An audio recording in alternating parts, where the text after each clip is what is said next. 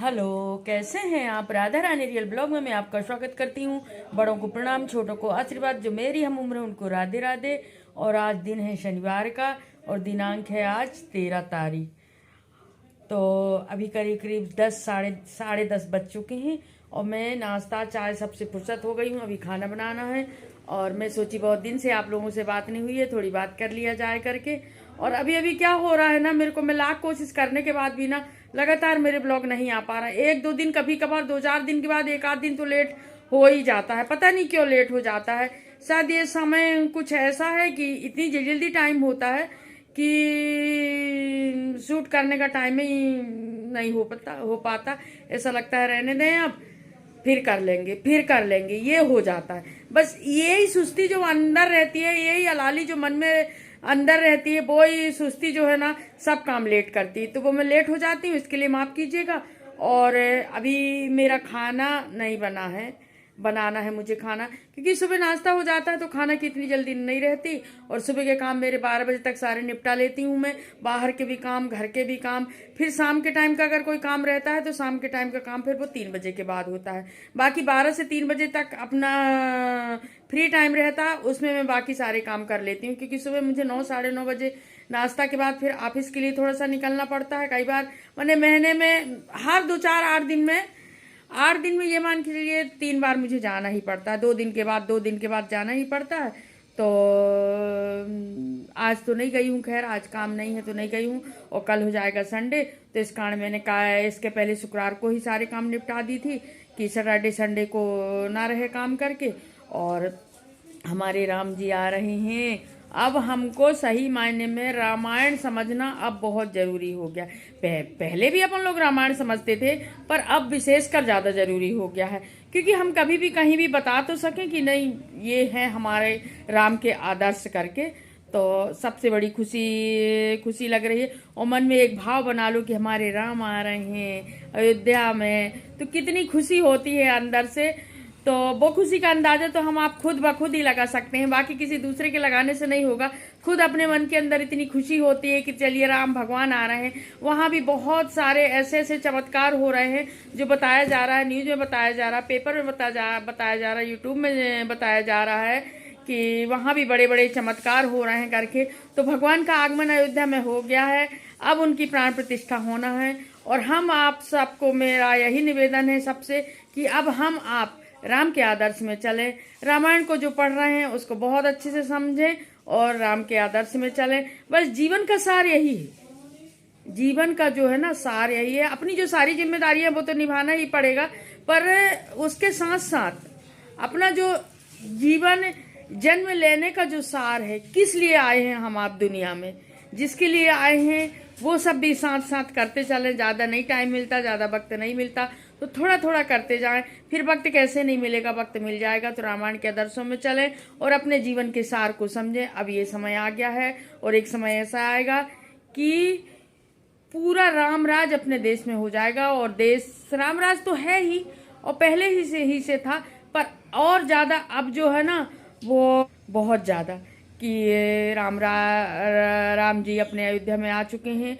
और बहुत दिन से ये सब चल रहा था, बहुत दिन के बाद ये भगवान की इच्छा हुई।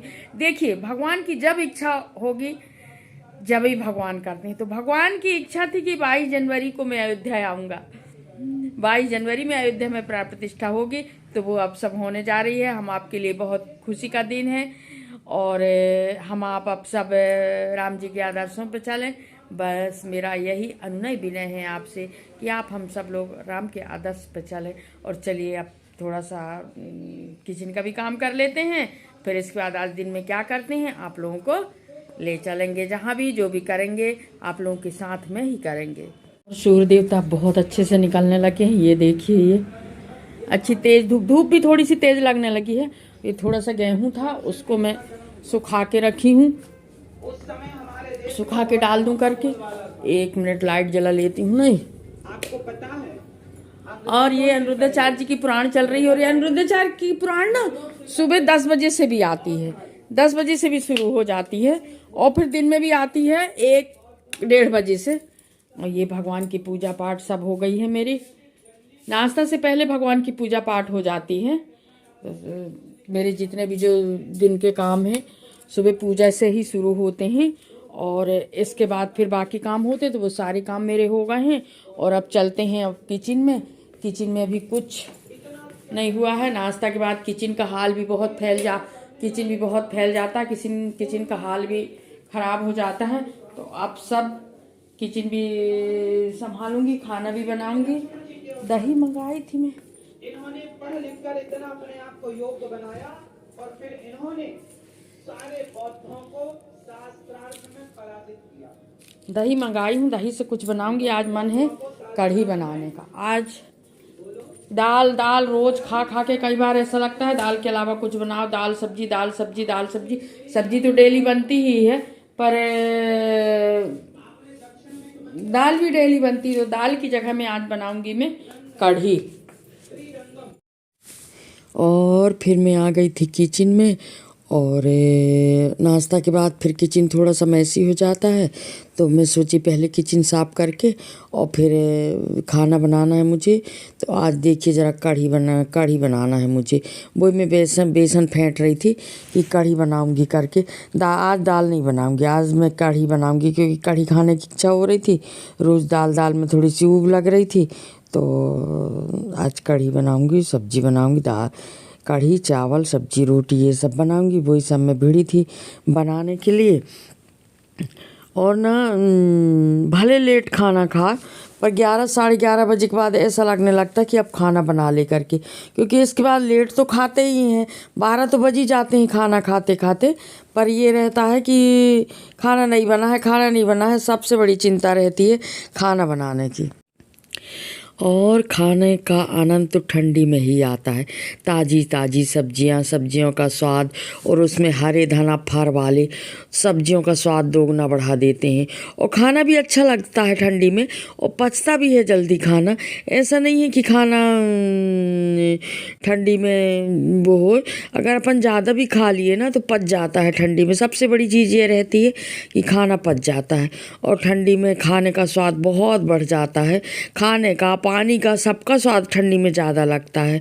और हरी सब्जियां रहती हैं, और सब सब्जियां अच्छी लगती हैं खाने में। मेरे यहाँ तो हरा धना बहुत ज़रूरी रहता है। सब सब्जी में हरा धना पीस के डालती हूँ। करते हैं तो उनके बड़े भारी पूरे बुरे संकट मिट जाते हैं और वे सुखी हो जाते हैं। जगत में 4 प्रकार के, एक अर्थार्थी अनादि की चाह से भजने वाले, 2 आर्त संकट की निवृत्ति के लिए भजने वाले। और इसके बाद 3:30 बजे का टाइम था। 3:10 में मैं आ गई थी मंदिर सत्संग में, और यहाँ बैठ गई थी मैं रामायण में।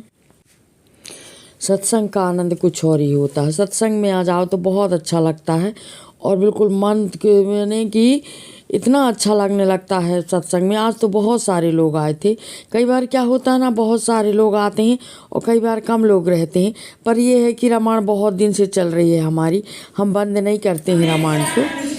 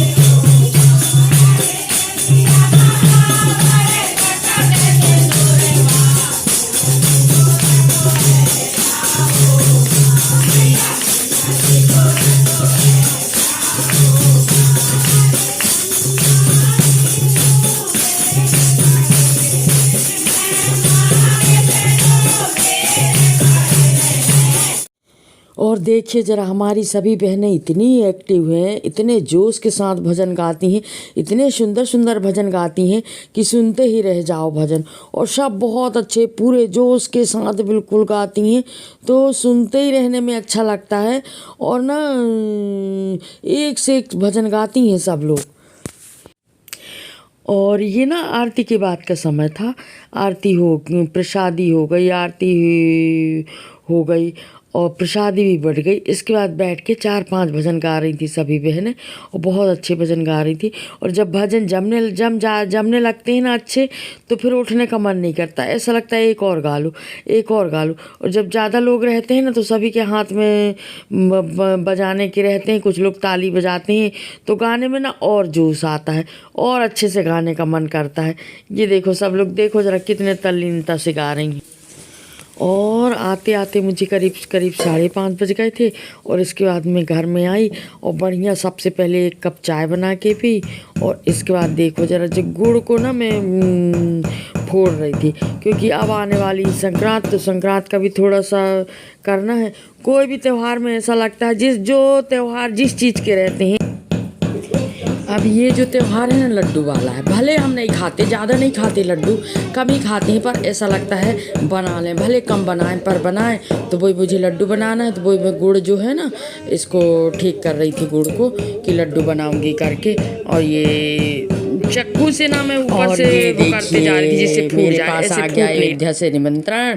मेरी 2 बहन जो हैं, 2 फ्रेंड जो हैं, वो मेरे को अयोध्या से निमंत्रण देने आई थी। अक्षत, कार्ड और चावल उसी में लगा हुआ था, तो वो निमंत्रण देने आई थी। बड़े भाग हमारे कि हमारे घर में अयोध्या जी से निमंत्रण आया। और ये देखिए, मैंने इन लोगों को टीका लगाया, दोनों बहन को टीका लगा के, और फिर मैं निमंत्रण कार्ड ली। क्योंकि जो कोई भी अपने घर में, बताइए, अयोध्या से निमंत्रण आना कोई साधारण चीज़ नहीं होती। तो मैंने इनको सबसे पहले इनका तिलक किया, चंदन से इनका टीका लगाया। इसके बाद फिर मैंने कार्ड ग्रहण किया। और बहनों से मैंने गले मिली बहुत अच्छे से, कि ये निमंत्रण लेके आई हैं करके मेरे पास। और ये देखिए, टीका लगाने के बाद फिर हम सब ने गले मिले। और फिर कार्ड मैंने लिया, भगवान का जो निमंत्रण पत्र है अयोध्या से, वो मैंने लिया। बहुत खुशी हुई मेरे को कि मेरे घर में निमंत्रण आया है करके। और फिर बैठ के हम लोग बहुत सारी बातें किए। 7, 7:15 का टाइम हो गया था, उनको भी जल्दी थी जाने की। फिर भी मैंने बिठा ली, मैं बोली बैठो थोड़ी बात करते हैं करके। तो बैठ के हम लोग बात कर रहे थे। और छोटी देखो, बराबरी से छोटी बैठी है साथ में, और हमारी बातें सुन रही थी। और यहीं तक की थी मेरी वीडियो। मेरा वीडियो आपको कैसा लगता है मुझे कमेंट में ज़रूर बताइएगा। और सब लोगों को राधे राधे। और मेरे आने वाले ब्लॉग को, बिल्कुल ओरिजिनल ब्लॉग जो सही रहता है वही मैं दिखाती हूँ। और मेरे सभी वीडियो देखने के लिए राधा रानी रियल ब्लॉग को सब्सक्राइब जरूर कीजिएगा, बेल आइकन जरूर प्रेस कीजिएगा, और पूरा वॉच कीजिएगा। और सब लोगों को राधे राधे। और चलिए, अब सारे काम हम निपटा लेते हैं। इसके बाद थोड़ी देर बैठी बहन जी लोग, इनके साथ मैं बातें ही कर रही थी जब तक। करीब आधा पौन घंटा बैठी इन लोग। फिर इनको भी जल्दी थी, फिर इन लोग भी निकल गई।